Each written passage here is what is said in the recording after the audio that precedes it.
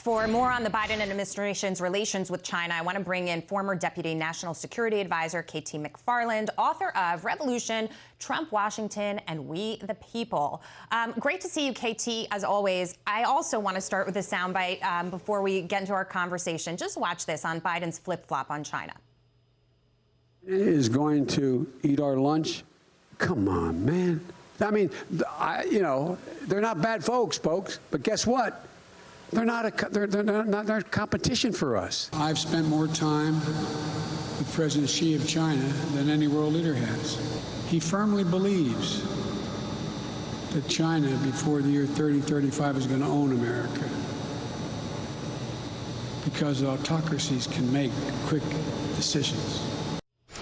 KT, I want to get your reaction to that, because when he was on the campaign trail, he was ripping pages out of the Trump playbook when it came to standing up to China. And now he's stepping back and saying, yeah, President Xi, he wants to own us by 2035. And he's also not saying what he plans to do about it, if anything at all.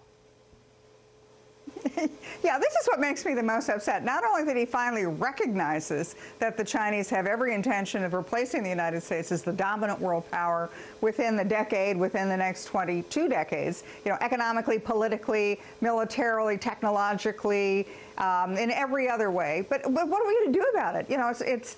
You've got to admit you have a problem. I'm delighted he admits that we now have a problem, but what's he going to do about it? And my problem throughout with the Biden administration has been their words never match their deeds. They talk a tough game. We're going to be tough on Russia. We're going to be tough on China. We're going to be tough on Iran. But they never do it. And that's why I think it's such a serious admission that time is running out. So time is running out for the United States to seize the initiative economically, technologically, militarily, et cetera, et cetera, et cetera. And I don't see that we're doing it. And speaking of technology, I think one of the things that everybody's worried about, but also the former NSA boss has talked about and discussed the fact that the United States is not ready if there was a potential cyber attack from China and Russia. You look at what happened with the Colonial Pipeline, for example. Cyber attacks can do a lot of damage, and our infrastructure is not ready to handle something like that. And God knows what kind of technology these countries have right now if they're armed to actually do it. So, what do you think this administration can do to try to reduce the threat of that, or do you think that it's inevitable? Well, one of the things I was really stunned with when I joined the Trump administration at the beginning of the administration was that the attitude in the government and in the military was, well, we don't want to have offensive cyber weapons. We know the other guys do, but we don't want to have them because it might be provocative. We're just going to concentrate on defense. But the problem with the American economy is that our economy is outside of whatever defensive ring you might have.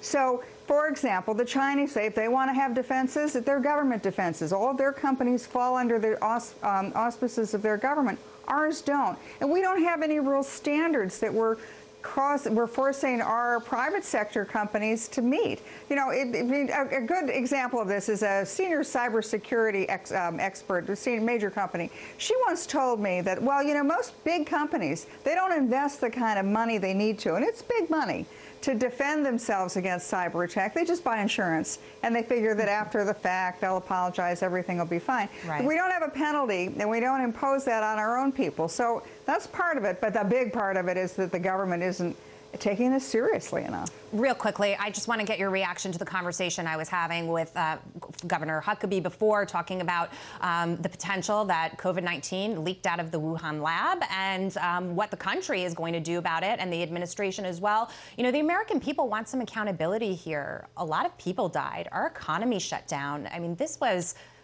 on a massive scale. People want answers.